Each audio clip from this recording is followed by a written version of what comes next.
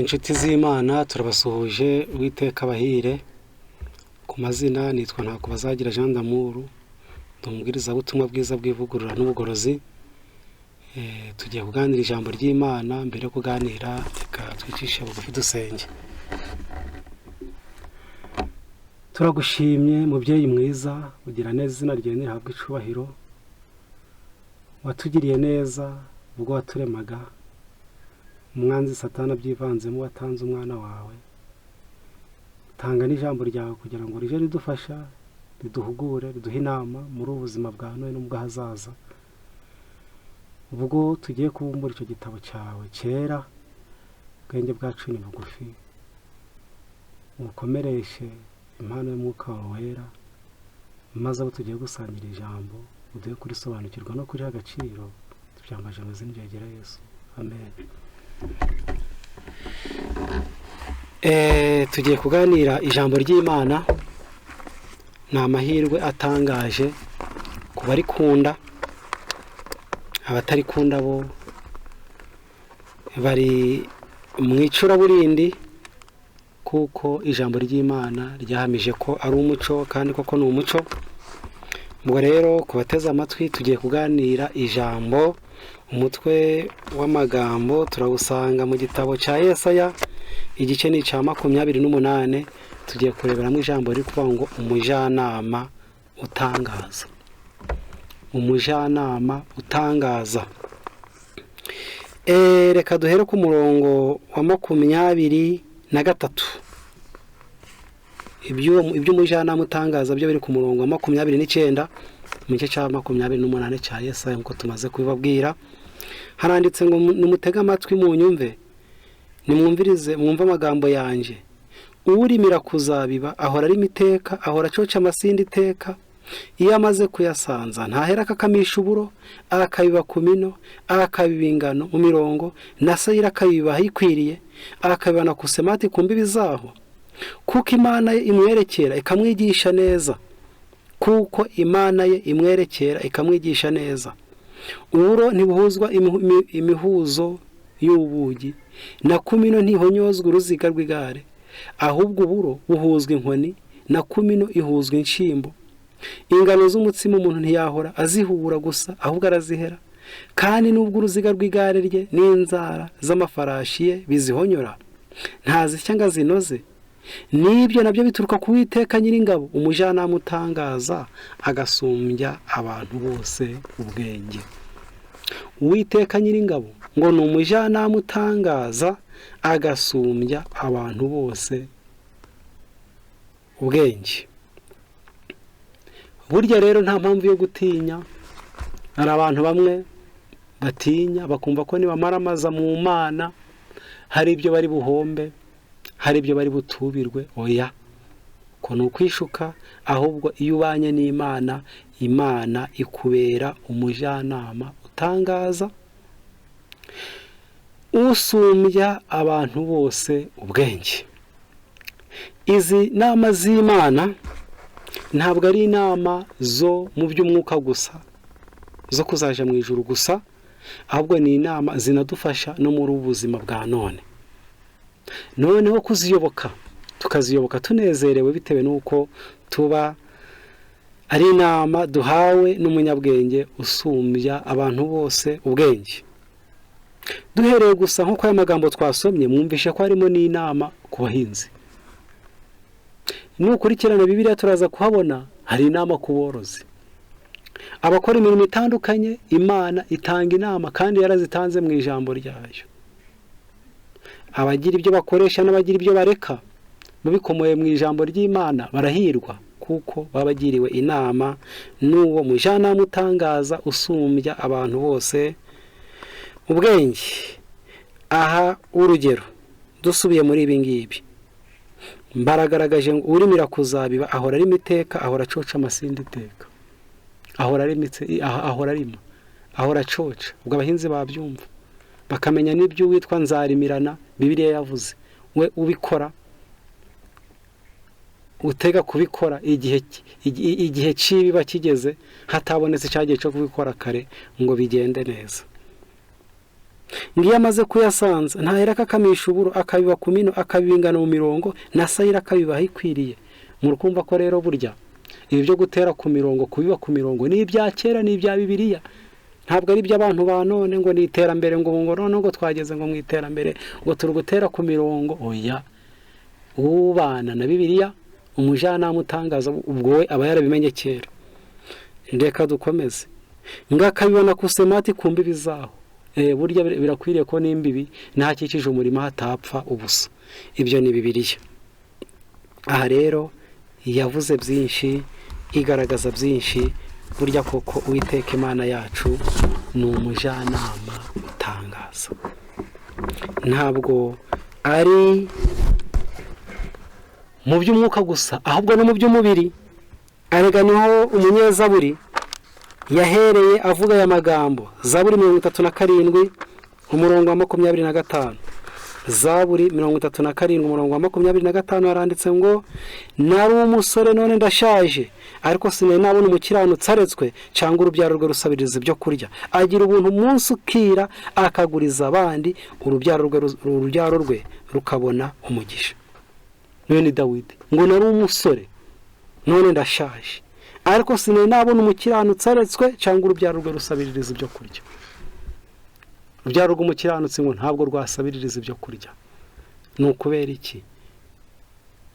Baba barabanye na wa mujyanama usumbya utangaza usumbya abantu bose ubwenge.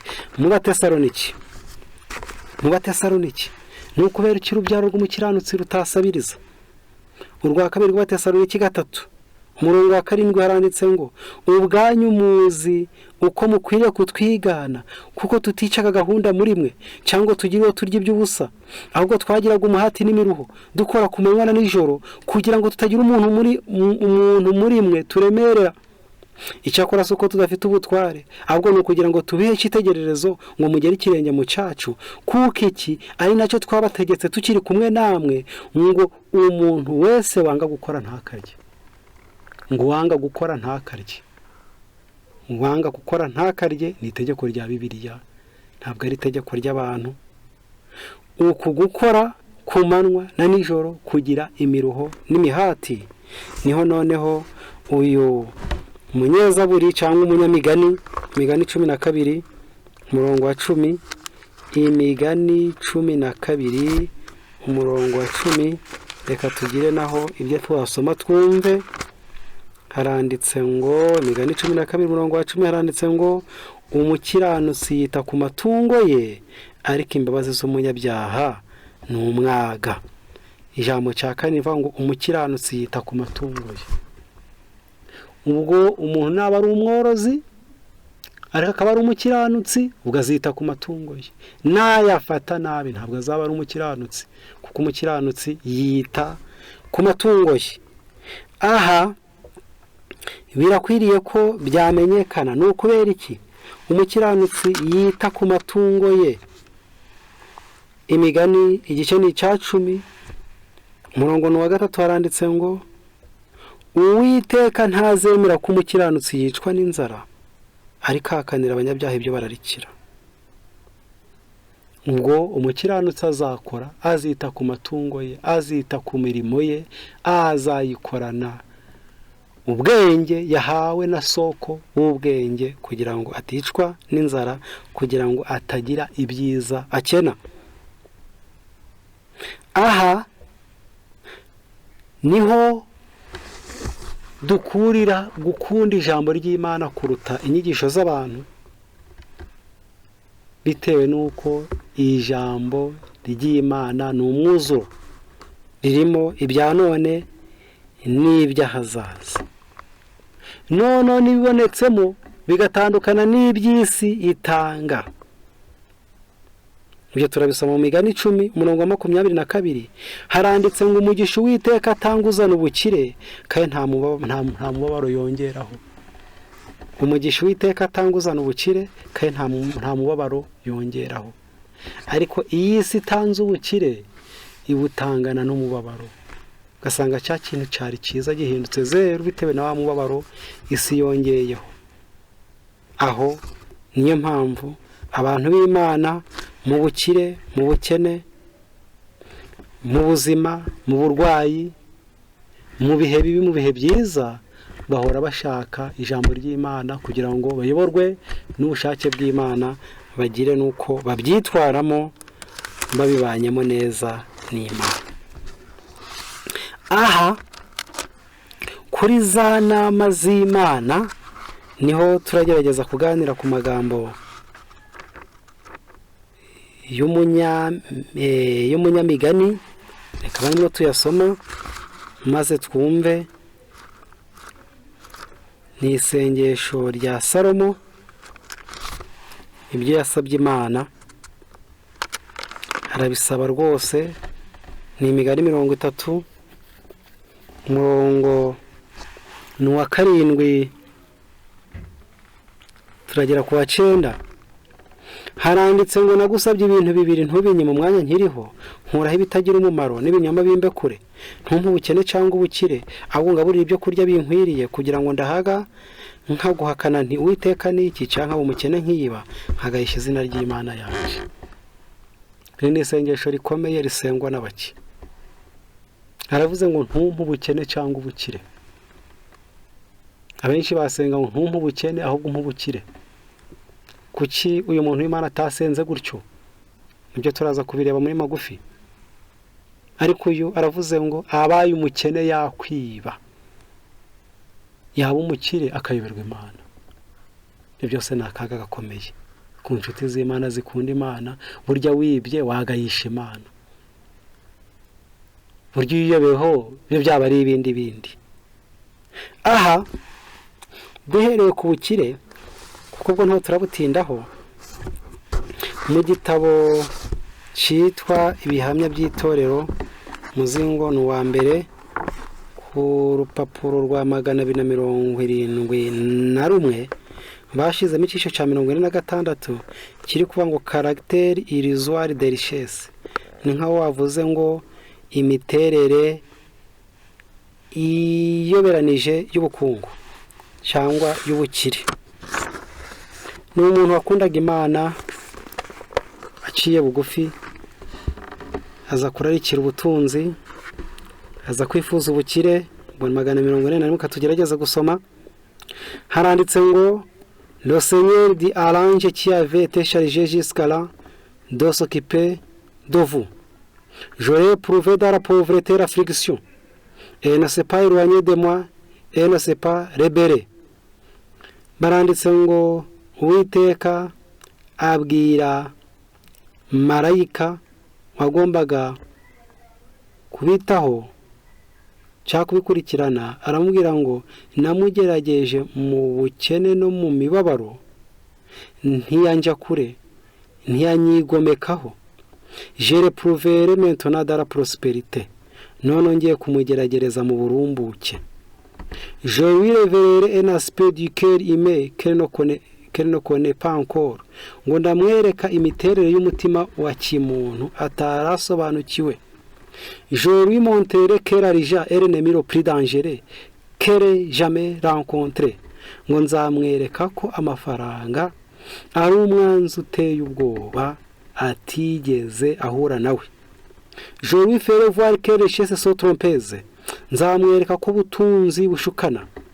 Qu'elles sont un piège, kari umutego, même pour ceux qui croient à l'abri de l'égoïsme et qui pensent qu'ils ne seront jamais ôtés, prodigues, orgueilleux et désirés d'être loués par les hommes. Ngo nzamwereka ko ubutunzi bushukana, kari umutego, ndetse no kuri bariya bantu bumva ko badafite kwikubiraho, batekereza ko atari abibone, atari abantu basesagura, atari ba bantu bashaka gusingizwa n'abantu. Ngo no kuri abo ngabo Imana izamwereka ko buryo ubutunzi ari ikibazo, kari umwanzi uteye ubwoba no kuri abo ngabo. Ahangaha rero buriya niyo mpamvu uyu we wari uzi uwo mwanzi ukomeye yabwiye Imana ngo nubwo bukire utabuma, ahubwo umpe ibinkwiriye. Burya birakwiriye ko buri muntu yasaba ibimukwiriye, no mu buzima busanzwe bwo kwikorera imitwaro ntabwo tujya tubasha imitwaro ingana. hari umutwaro ushobora kugira ukakuremerera ukakugora, undi we akawufata nk'ufashe ibaba, ufashe akantu koroshe. no ku butunzi nuko nguko, hari ubwo umuntu agira bukamutesha umutwe akumva bwamubanye bwinshi, undi we akawufata nk'ibisanzwe. burya ku batanga ingero z'abatunzi ba kera, muri kwifuza gutunga nkabo, muje muramanza mwanareba ko mufite n'imbaraga no kwizera nk'ibyabo. nk'uwitwa Yobu yari umutunzi, ariko ubutunzi ntabwo bwari bumufasheho. yarasobanukiwe ko ari igikoresho, bwaje nk'igikoresho ari gukoresha muri ubuzima bushira, azarambika yerekeje mu buzima budashira. yabivuze mu magambo akurikira, yaravuze ngo navuye mu nda ya mama nambaye ubusa, nzasubira mu nda y'isi ntaco nambaye, ngo Uwiteka niwe wabimpaye, none na n'ubundi niwe ubitwaye. ubwo ntabwo byari bimufasheho akomeza kubana n'Imana amahoro. ariko hari benshi ibyabo bigendaho gato, bigasoza bose bahungabanye, Imana ikababura bitewe n'uko bari barabyiziritseho. aha rero ubwo tunabonye ko yanasabye ngo Imana itanamuha n'ubukene, nk'iyawe umukeneho yarariba. muri kino gitabo cyitwa Rengera ubuzima, ni iya mbere ku rupapuro rwa 93, haranditse ngo igihe duha abakene tutabigisha kugira icyo bimarira, tuba tubagirira nabi. gutanga muri ubwo buryo bitera abantu inkunga yo kwikunda no kubimbura mumaro. nta muntu ushobora kubona icyamutunga ukwiye kubeshwaho n'iby'abandi. kwibwira ngo nzatungwa n'iby'abandi ni ukwishuka, kwihenda ndetse n'ubujura. abantu ntibakwiriye gutunga ushobora kwitunga. amagambo nari nshaka ubwo harayo mwumvishemo, ariko burya ngo no kwibwira ngo uzatungwa n'iby'abandi, ubwo nabwo ni ubujura. ujye uratungwa n'iby'abandi utaruhiye, utakoreye, ubwo nabwo bwaba ari ubujura. niyo mpamvu burya icyitwa kwigira, kwirwanaho, ntabwo ari gahunda z'abantu, ubwo ni gahunda z'Imana, ni gahunda za Bibiliya. noneho abantu bakabizirikana kugeza ubwo inama z'Imana tuzumva. kuva mu 1992 mu gitabo cya Rengera ubuzima ya mbere, haranditse ngo hariho imiryango y'abakene itaba ariko utabasha kubona icyiza wayikorera, cyahwana no kuba tuza hari ubutaka buhagije no kubigisha gufata neza kugira ngo babone ikibatunga. ndetse no mu gihugu ugezemo cyose usanga abantu bakeneye kwigishwa iby'imyuga no kwifata neza. usanga abantu baba mu mazu y'utururi, batagira ibyo bicaraho n'imyambaro, batagira ibikoresho byo mu nzu, batagira ibitabo, badafite ibyabunganira mu byo batunze no mu by'umuco. abo bakwiriye kwigishwa, bakeneye kumenyerezwa kuvugurura ingeso zabo. burya ntabwo Imana ishaka ko twaba mu mazu y'utururi, ntabwo Imana ishaka ko twabaho tutagira ibyo kwicaraho, tutagira ibikoresho byo mu nzu. ugasanga umuntu rwose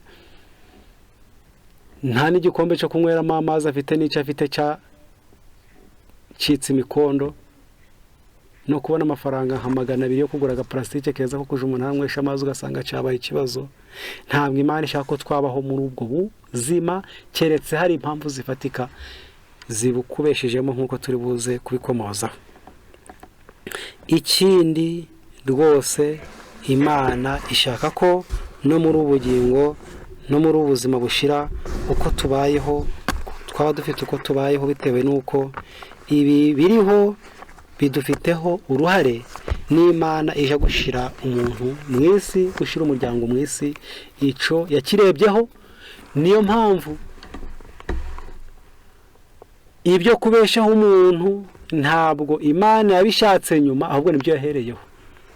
mu gihe imiryango ya benshi usanga twarishutse, twaravuze ngo ibintu nibishakwa, tugashira imiryango mu isi itagira ibyo ifite, ngo tuzabishaka nyuma. iyo ntabwo ari gahunda y'Imana. gahunda y'Imana yo mwayumvise. noneho mu gitabo cy'Itangiriro 24 naho turagira icyo tuhasoma, kugira ngo twumve ko burya n'ab'Imana ibi byo muri ubuzima busanzwe baje babiha agaciro, kuko bifite agaciro. ubwo Aburahamu yaratumye igisonga cyo gusabira Isaka umugeni, icyo gisonga cyaragiye rwose kigira umukobwa gihura nawe, ariko mwumve ibyo ibyo yamubajije mu bibazo yamubajije. Ni Itangiriro 24 umurongo wa 23. Ahuye n'uwo mwana w'umukobwa. Uwo mwana w'umukobwa amaze kuhira ingamiya, ariko arangije aramubaza ngo 23, uri mwene nde? Ndakwinginze mbwira, kandi kwa so hari aho twarara? Kuki kimubajije? Hari uwakumva ko binari by'umubiri, ko bidafite agaciro, ariko ntago mubaje ngo uri mwene nde gusa, anamubaje ngo no kwa so hari aho twarara. Burya rero kuba Imana yagufasha naho ukabona aho warara naho waraza abashyitsi, nabyo ni byiza bikwiriye gushakishwa bigahabwa imbaraga. 24 aramusubiza ati, ndi mwene Betuweli wa Miruka na Nahori, kandi ati dufite inganagano n'ibyo kurya bizihagije, kandi dufite naho kubaraza. Dufite inganagano n'ibyo kurya bizihagije, kandi dufite naho kubaraza. Mu gitabo cyitwa Abahirwa ni bande, urupapuro rwa 47 bashyizemo icyiciro cyitwa ngo mubanze mushaka ubwami bw'Imana. Mubanze mushaka ubwami bw'Imana. Handitse ngo iki? Haranditse ngo nubwo ari ubwami bw'iby'umwuka, ntimutinye ko ibyifuzo byo muri ubugingo bitazitabwaho. Mubanze mushaka ubwami bw'Imana. Ariko nubwo ari ubwami bw'iby'umwuka, ngo abantu ntibatinye ko ibyifuzo byo muri ubugingo bitazitabwaho.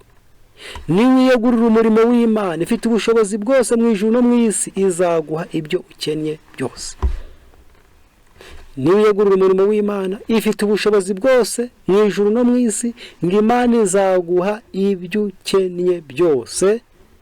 Niho banditse ngo ni ibyifuzo byo muri ubugingo, ariko ni byari bihuye n'ubushake bw'Imana. Izabiduha gute? Turi kurebera hamwe ijambo riri kwa ngo ni umujyanama utangaza. Haranditse ngo Yesu ntabwo atubuza kwihatira gushaka ibikwiriye, ahubwo twigisha ko dukwiriye kumugira uwa mbere n'uheruka n'uruta bose mu kintu cyose. Imana izaduha, ariko natwe hari uruhare tuzabishiramo. Tuzihatira kubishaka, dushiremo akabaraga, dushiremo ubwenge, tubisengere, tubiharanire. Nitubironka ntabwo tuzumva ko ariko tubibonye, tuzumva ko ari Imana ibiduhaye, kandi koko niho izabiduhaye. None ngo Yesu ntabwo atubuza kwihatira gushaka ibikwiriye. Nyamara bavuze ngo udakora ntakarye. Tuzakora, Imana ibyivangemo. Imana izaduha ubwenge tubironke. Imana izabyinjiramo iduha imigisha, iduha amahirwe. Ibitangaza izabikorera umwo. Ubwo Abisirayeli bavaga mu Egiputa, aho byagaragaraga ko imikorere idashoboka, Imana yamanuye manu iva mu ijuru irayibagaburira. Bageze aho i Kanani, aho ubuzima bwari bugiye gushoboka, ya manu Imana iyimanurira mu byo bari kugerageza gukora. Niko biri n'uyu munsi. Bibaye ngombwa ko ubaho inzira zo gukoreramo zose zafunzwe, na n'ubundi manu yamanuka utabigize mu ruhare. Ariko igihe cyose hari akarembo ko kunyuriramo kugira ngo ubone ibyo kukunganira, Imana izaguha umugisha inyuriye mu ako karembo. Tubwirwa n'ibyanditswe ko Imana igaburira inyoni ikambika uburabyo. Ibyo ni byakagombye kutwigisha, kandi kuko niko biri. Imana igaburira inyoni ikanambika n'uburabyo. Ariko reka tuvuge ku nyoni. Imana niba igaburira inyoni, ntabwo Imana ibifata ngo ibijanire inyoni mu cyari, dore ko nicyo cyari kucyubaka inyoni biba byayivunnye. Ngaho nawe uzarebe ya nyoni itazi kwikorera umutwaro w'ibyatsi, igenda ifata akatsi kamwe igateruje umunwa. Izindi hari izikomeye nazo ziteruza amaguru, ariko utunyoni duto ni mu kanwa. igenda izana katsi biyiguye kugeza ubwo ibona icyari. Burya nawe uyiganye gake nawe wazabona aho urambika umusaya. Ngaho reka tuje ku mirire. Ngaho inyoni igiye kubishaka. N'umunyarwanda yaravuze ngo akanyoni katagurutse ntikamenya iyo bweze. Ziba zagurutse zarushe kugeza ubwo nubwo ifite amababa buriya ntabwo biyorohera. Niyo muzabona zigenda ziguruka zigana ku gati kugira ngo zikaruhukireho, zamara kuruhuka gutyo kugeza ubwo urugendo ruruhije, zihanganye n'izindi nyoni ziri kuzihiga. Ngaho zigeze mu bantu nabo ntibaba zorohe bazitera ibijugujugu, ariko muri ubwo buzima buruhije ikagerageza Imana ikayigaburira kandi ikabubamo inezerewe. Ubwo rero nayo iba yashizemo akabaraga, ariko Imana ikabyivangamo. Aha rero niko biri. Natwe birakwiriye ko twazirikana ko burya tuzakora Imana ibyivangemo, Imana izabiduheramo umugisha. Noneho kubamenya Imana dufite amahirwe atangaje cyane yo kuba noneho tutabaho mu bukene bukabije, dore ko twamaze kubona ko ari bubi, cyangwa ngo tunabeho mu butunzi nabwo bukabije, dore ko nabwo ari bubi. Imana iyo ngo ishaka ko niba ari n'ubutunzi abantu bagira ubutunzi bashoboye bubakwiriye, butarabatesha umurongo ngo bubavane ku Mana no kuri bagenzi babo. Aha rero muri za nama z'Imana ziri mu ijambo ryayo, Imana yohereza ijambo ikaduha inama, kandi ubwo izo nama zikadufasha muri ubuzima bwa none no mu buzima bw'ahazaza.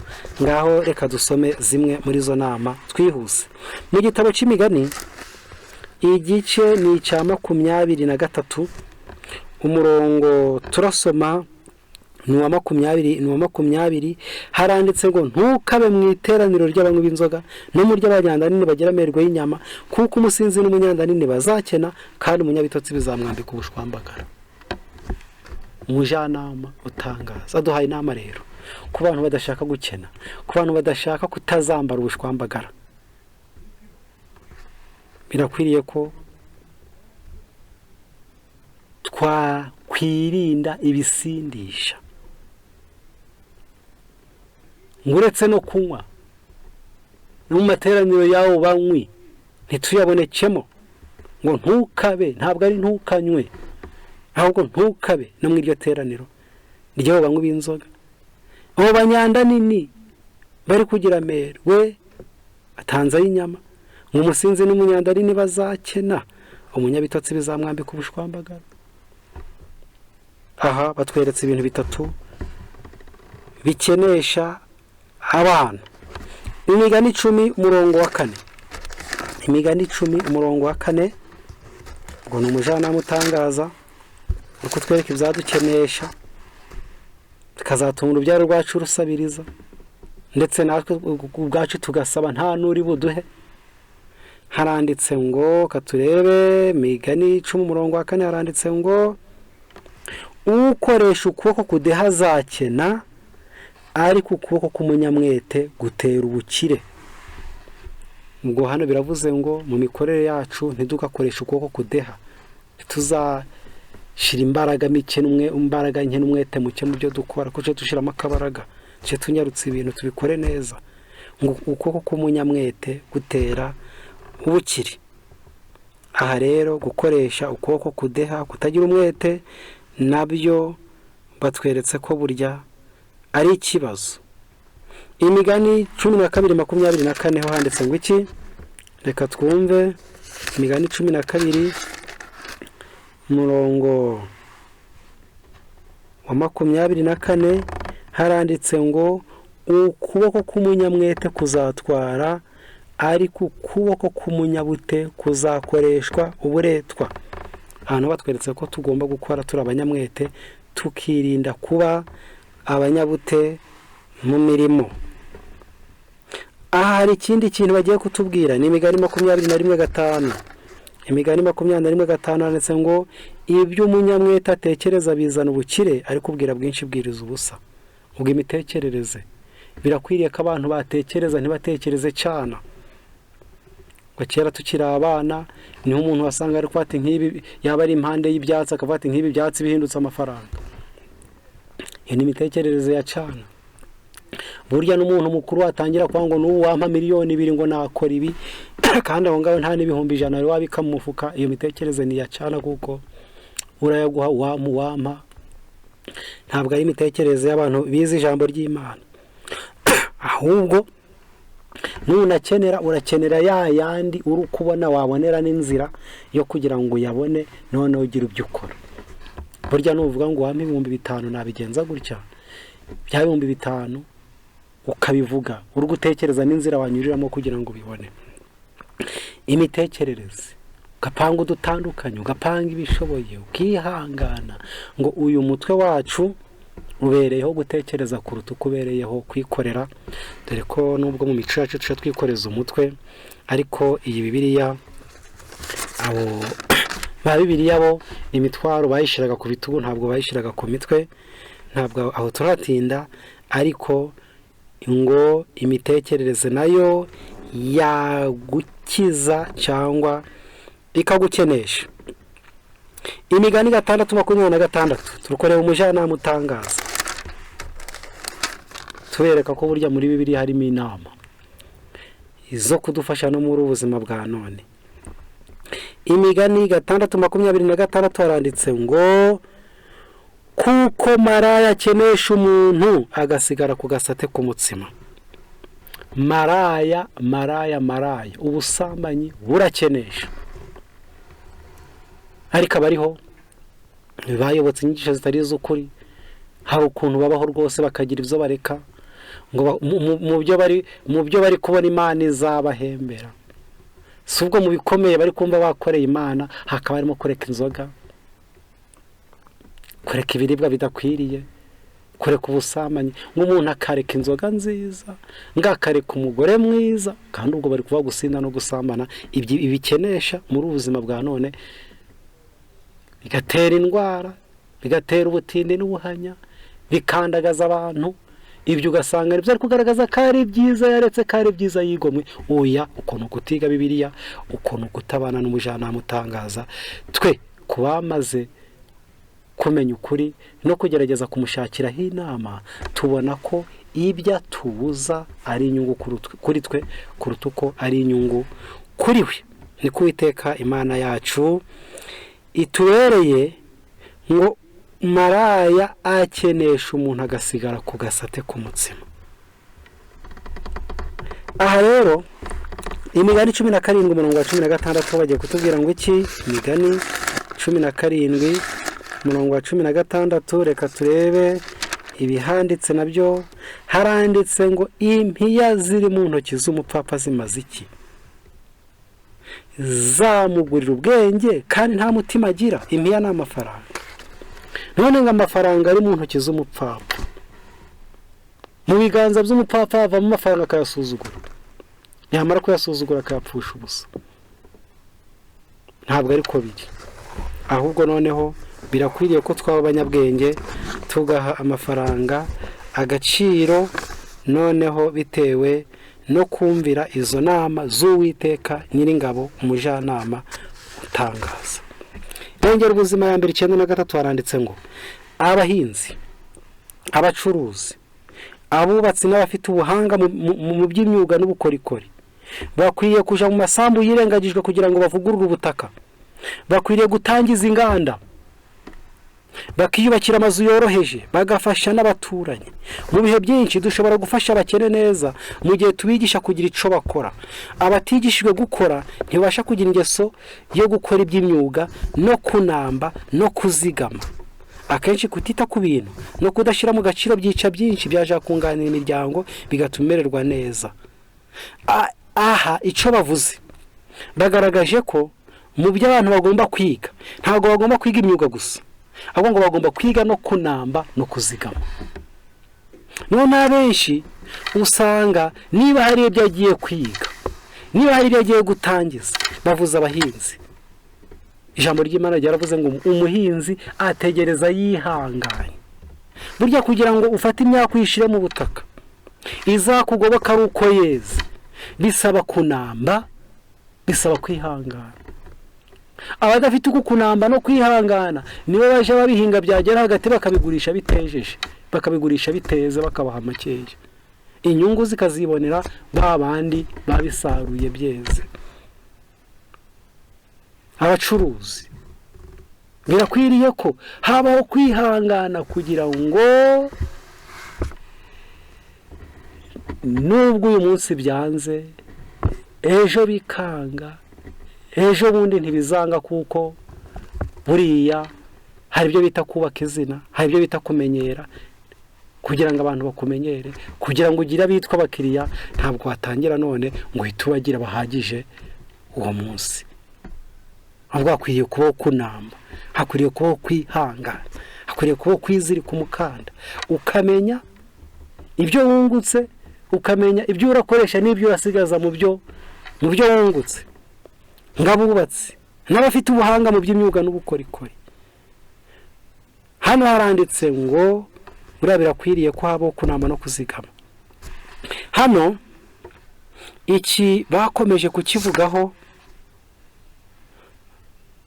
ni 94, haranditse ngo kwiyorosha, kwiyanga no kuzigama aribyo byigisha abakene bakwiriye kwiga. Akenshi bigaragara ko bikomeye kandi ntibabikunda.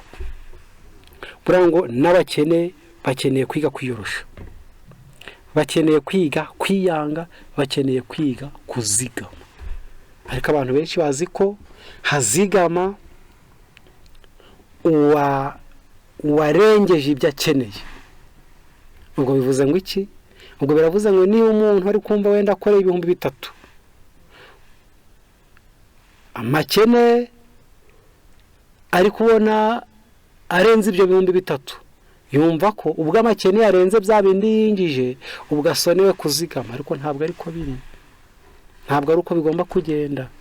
Ngo ku bantu b'Imana ngo tugomba no guteganyiriza iminsi mibi, none akazi kaba kabuze, uburwayi bwaba bwaje, noneho ntitwumve ko twaje gusabiriza, ahubwo tukaba dufite ukuntu twizigamye, noneho abatugoboka bakazatugoboka, ariko hari ukuntu natwe twabanje twigenza twiteganyiriza. Izo ni inama z'Imana, ni wa mujyanama utangaza turi kurebera hamwe ngo usumya abandi bantu bose ubwenge. 95 haranditse ngo Yesu ntiyitaye ku mahirwe y'abakire, gutandukanya abantu yabirebye nk'ubusa, yifatanije na rubanda atari ukugira ngo afatanye nabo kuba uwo hasi cyangwa se kuba uw'isi, ahubwo ari ukugira ngo abereke amahame y'ukuri no kubavana mu mibereho yo mu isi n'ubutindi. Yesu yashatse gukosora ingero z'ibinyoma zo gucira urubanza agaciro k'abantu. Yahagaze mu ruhande rw'abakene kugira ngo akureho ibitutsi ku bukene, kuba guha umugisha abakene. Yabakuyeho umugayo w'ibihe byose, adutegeka kunyura mu nzira yanyuzemo. Ubwo rwango Yesu ubwo yari ari mu isi, nawe ntabwo yabaye mu cyiciro cy'abakire, ubwo yabaye mu cyiciro cy'abakene. Niba yarabaye mu cyiciro cy'abakene, ubwo ngo icyo yari akibereyemo ngo kwari ukwerekana ko burya no gukena bishoboka, kandi uri uw'Imana. Ariko ko gukena kukaba ari ugukena kwatangirwa ubusobanuro. Yesu aje ntabwo yasohoreye mu muryango wa cyami, ntabwo yasohoreye mu muryango ukomeye, ahubwo yasohoreye mu muryango wa Mariya na Yosefu. Kubakurikirana muzakurikirana ko uwo Yosefu yari yishumbushije Mariya, kandi ubwo ntabwo babonye umwanya wo gushaka ubutunzi, ahubwo byabaye ngombwa ko bahunga bakora ubuhunzi bwambukanije imigabane, bava muri Aziya baja muri Afurika, bavuye bimukira ahandi. Yosefu arapfa, ibintu birakomera, gukena kwabo kwari gufite impamvu. Ariko nubwo ari uko nguko biri, ntabwo bari abakene bo gusabiriza, ahubwo ngo Yosefu yari umubaji, noneho hari ubukorikori bakoraga ndetse na Yesu akabukora bakagira uko babaho. Aho rero buriya ibyo birakwiriye ko byose twaje tubimenya kugira ngo tudateshuka duciye iburyo cyangwa ibumoso. Ariko noneho ngo mu byo dukeneye kwiga, dukeneye no kwiga kwiyorosha, tukiyanga ndetse tukanazigama no muri twa tundi duke.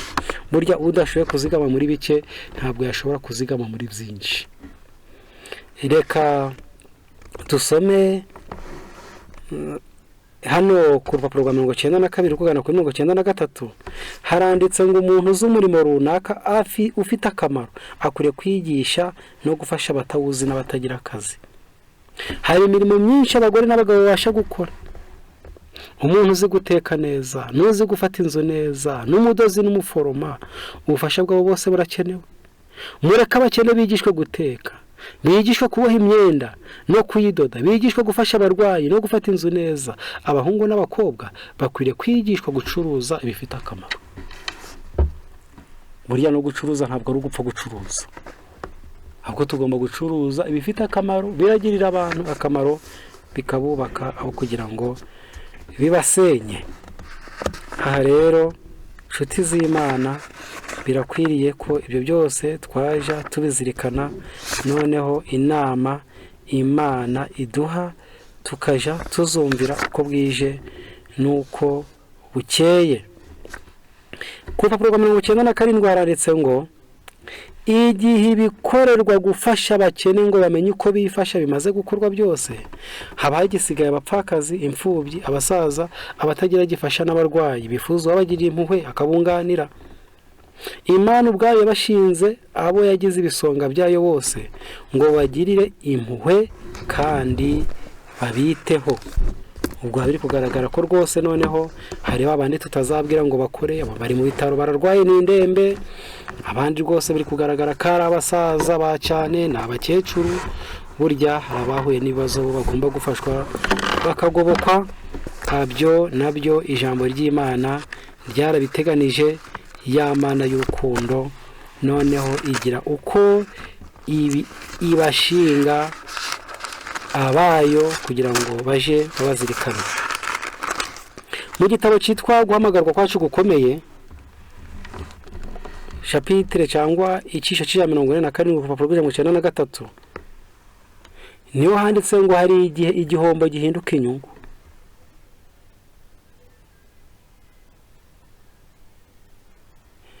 Ngo hari igihe igihombo gihinduka inyungu. Ngo iyo abantu bahugiranye mu mishinga yabo, ngo iby'Imana n'abantu babakeneyeho biribagirana. Burya mu gihe dukora cyo tumenya ngo burya turi gukora, ariko nubwo turi gukora hari iby'Imana n'abagenzi bacu badukeneyeho. Barakomeje barandika ngo ubukene n'ubuhanya ni ibi byo gutinywa. Ubukene n'ubuhanya ngo ni ibi byo gutinywa. Burya umuntu birakwiriye ko yatinya ubukene agatinya n'ubuhanya. Ngo ariko gusonza, kwambara ubusa, kubaho kuba, kubura bakugirira impuhwe n'abo witirirwa, ndetse no kwicwa n'inzara, nibyo wakwifuza cyane aho kubamba ihame rimwe ry'ukuri. Ubwo ubukene n'ubuhanya barabusobanuye, kuko abagiye twiteye imbabazi twango turakenye ariko tudakene. Buryo ukenye nyagukena biri kugaragara, nubwo n'abandi tutagomba kwirara. Ntabwo bivuze ngo ntitukakore, ntibivuze ngo tukazigame, ntabwo bivuze ngo ntitukavugurura uko tubayeho. Ariko yamarira yo kwangura urakenye uzaba ukenye ryari? Ni igihe uzaba ne wahuye n'ibi biri kuvugwa ngo gusonza, kwambara ubusa, kuburaho kuba, kubura bakugirira impuhwe n'abo witirirwa. Bigaragaza ko abantu yakenye bakenye rwose.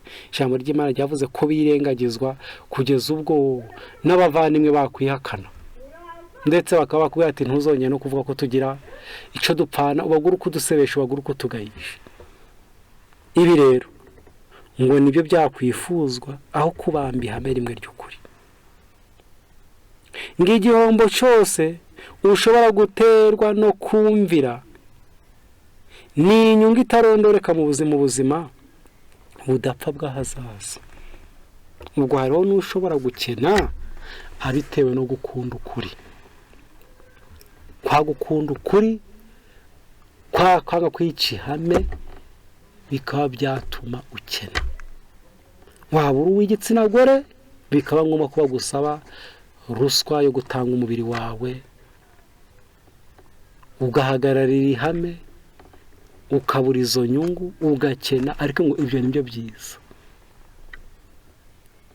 Waba uri umuntu w'Imana, ihame ry'ibyo wizera rikagongana naho uri gushakira umutsima, ukumvira ihame bikakugusha mu bukene, ngo ibyo nibyo byiza. Ariko na n'ubundi ubukene tugomba kurwana nabwo nk'uko turwana n'ibyaha.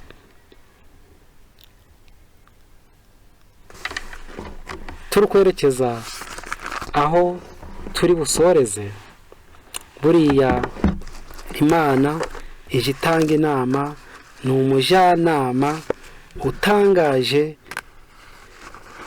Imigani igice cya 22:4 haranditse ngo wicisha bugufa kubaha Uwiteka, ingororano ye n'ubukire n'icubahiro n'ubugingo.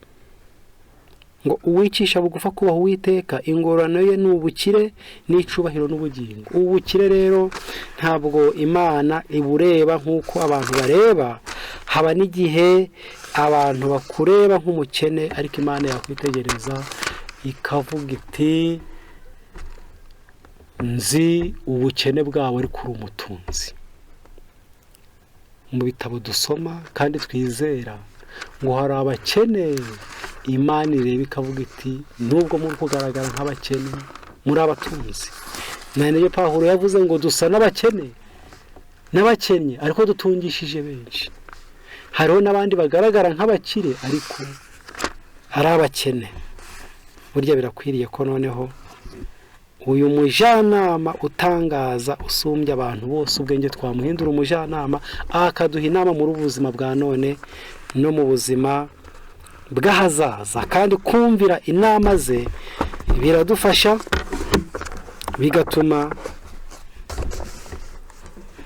mu bukire no mu bukene, mu buzima no mu burwayi, mu bihe byiza n'ibibi, tubaho tunezerewe, tubaho tunyuzwe, tubanye n'Imana yacu neza.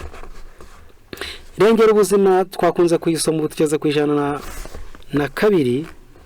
Haranditse ngo ubukire n'icubahiro cy'isi ntibishobora gutera umuntu kunyurwa.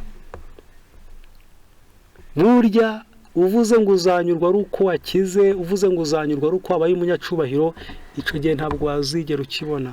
Ahubwo kunyurwa birakwiriye ko noneho rwose wa mutima unyuzwe wagereranijwe n'izabibwe mu butaka bwiza, twawusaba Imana ikaduha kunyurwa, kuko burya ibyo gutuma unyurwa ni byinshi, n'urukundo Imana yadukunze rurahagije.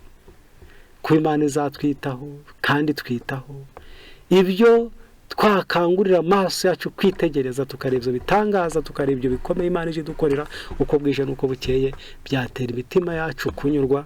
Ariko ngo ubukire n'icubahiro cy'isi ntibishobora gutera umuntu kunyurwa. Ku rupapuro rw'103 haranditse ngo hariho indi ngorane abakire bahura nayo. Abantu batabarika batari bagira uruhare mu bikorwa bibi barimburwa no gukunda ubutunzi. Gutwara igikombe kirimo ubusa ntibirusha, ahubwo gutwara igikombe cyuzuye kigasendera nibyo birusha.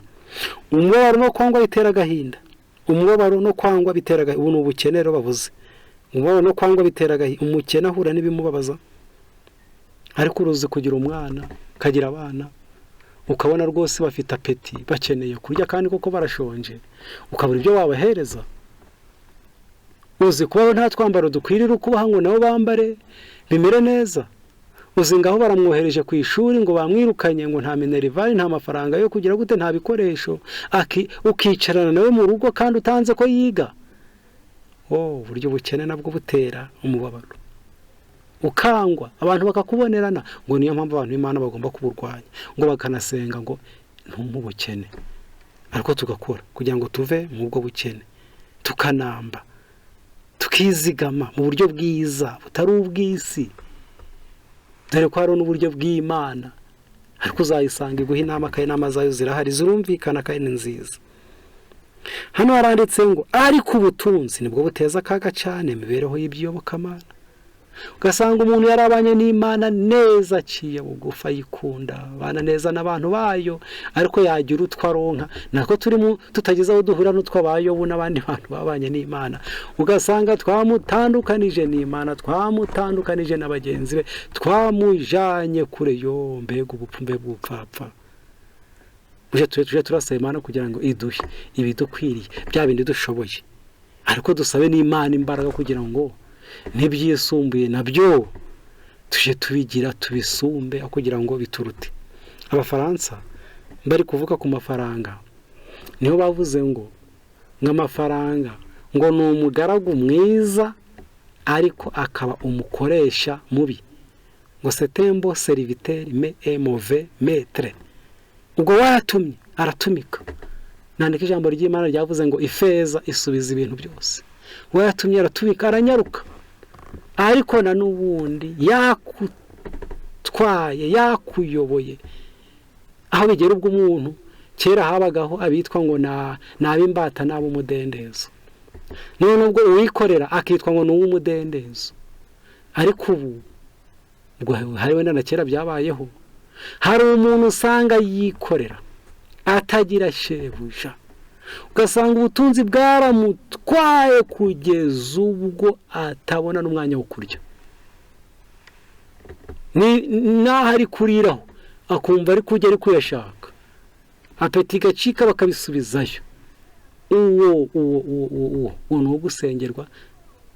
Nk'amasengesho yacu ya mbere niwe agomba kwerekeza. None aha ngo ubutunzi nibwo buteza akaga cyane imibereho y'iby'iyobokamana. Akenshi biba ngombwa gusabira abarwayi n'abarwana n'umwanzi, ariko cyane cyane amasengesho yacu akenewe n'abafite ubutunzi n'ibirangirire. Mu mibereho yoroheje niho hari amahoro, ariko abanyacubahiro kubera umwanya barimo, abandi bakabona ko bakwiriye kuba abanyabwenge, abo bari mu kaga gakomeye ko kurimbuka. Barakomeje, turi muri Irengera Ubuzima ya mbere 103, niho wanditse ngo ntawe Bibiliya iciraho iteka kubera ko ari umutunzi igihe yabonye ubutunzi mu buryo bwiza. Umuzi w'ibi byose si amafaranga, ahubwo ni ukuyahugiraho. Imana iha abantu imbaraga zo gushaka ubutunzi, kandi bubera umugisha ubukoresha atihugiraho, ariko abenshi bareba ubutunzi bwabo nk'igikoresho cyo kwihimbaza. Ngo Imana niyiha abantu imbaraga zo gushaka ubutunzi, ngo kandi ubwo butunzi bubera umugisha ubukoresha atihugiraho. Ngo ariko abenshi bareba ubutunzi bwabo nk'igikoresho cyo kwihimbaza. Barubaka, bakongera amazu kuyane n'amasambu bakayarundanya, ingo zabo bayuzuzamo ibintu by'umurimbo, nyamara abazengurutse hari abantu bishwe n'ubuhanya n'ubugome no gupfa nabi. Abantu barundurira imibereho yabo mu byo kutazirikana abandi, bakeneye ubutumwa bwiza, bakeneye gukura amaso ku by'isi bagatumbira ubutunzi budashira, bakeneye kwiga iby'umunezero uzanwa no gutanga no gukorana n'Imana. Ahangaha rero birakwiriye ko ibyo twabizirikana tukabiha agaciro, noneho muri ubuzima bwa none tukamenya inama z'Imana zo gukurikiza mu buzima bw'ahazaza. Ibyo tukabimenya, iby'Imana bikaba nyambere, noneho uko tubayeho muri ubuzima bwa none, byaba neza cyangwa nabi, ku zuba cyangwa mu muvumbi, ahaterera, ahamanuka, ikibaya, kuko ubuzima bugenda buhindagurika, ariko kwizera Imana kwacu ntiguhinduke, ko ntabwo bukwiriye guhinduka. Ubwo rero turashoje inshuti z'Imana, turi gusaba kugira ngo Imana ikomeze itubere umujyanama, kandi noneho uko kubana nayo bizadufasha. Umurongo turangirijeho turawusanga muri Yesaya 45, umurongo wa 2 kumanuka hepfo gatoya. Haranditse ngo nzakuje imbere ahataringaniye mparinganize, nzamenagura inzugi z'imiringa n'ibihindizo by'ibyuma nzabicamo kabiri, nzaguha ubutunzi buri mu mwijima n'ibintu bihishwe ahantu hiherereye, kugira ngo umenye ko ari nje Uwiteka uguhamagara mu izina ryawe, ari njyewe Mana ya Isirayeli. Imana iravuze ngo izatuje imbere, izakuje imbere, ahataringaniye haringanize.